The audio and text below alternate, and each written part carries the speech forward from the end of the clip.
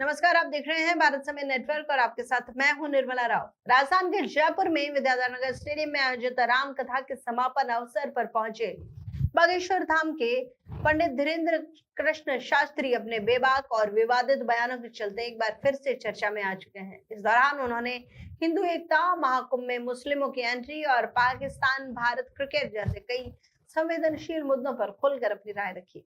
जयपुर में आयोजित रामकथा के अंतिम दिन पंडित धीरेन्द्र कृष्ण शास्त्री ने अपने संबोधन में कई तीखे बयान दिए। उन्होंने महाकुंभ में मुस्लिमों की एंट्री पर प्रतिबंध की वकालत करते हुए कहा कि अगर हिंदू मस्जिदों में घुसते हैं तो उन्हें जूते मारो।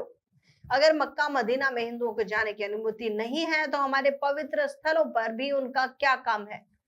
हमें अपनी धार्मिक पहचान को बचाना होगा।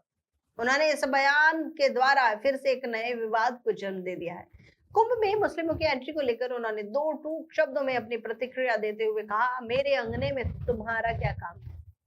उन्होंने कहा कि मक्का मदीना में हिंदुओं को नहीं बुलाया जाता है। उन्होंने कहा कि अगर मुस्लिम इतने ही उदारवादी हैं तो मक्का मदीना में भी हिंदुओं की दुकानें लगवाई जाए।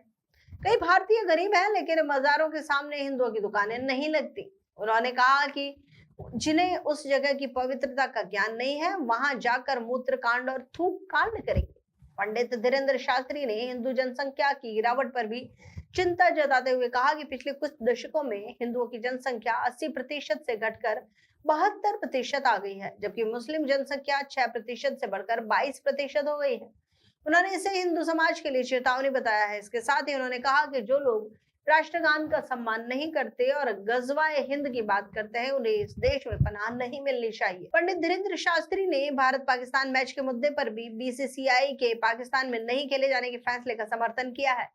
उन्होंने कहा कि पाकिस्तान ने कभी अपने वादे नहीं निभाए और वहां जाकर खेलना भारतीय खिलाड़ियों के लिए खतरनाक हो सकता है। पंडित धीरेन्द्र कृष्ण शास्त्री के इन बयानों से समाज में मिलीजुली प्रतिक्रियाएं आ रही हैं।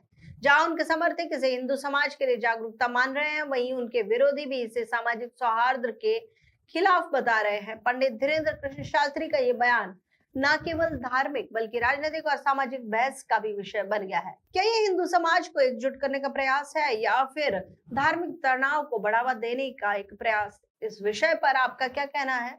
आप हमें अपनी राय अवश्य बताएं और इस तरह की अन्य रोचक खबरों के लिए आप देखते रहिए भारत समय नेटवर्क। नमस्कार।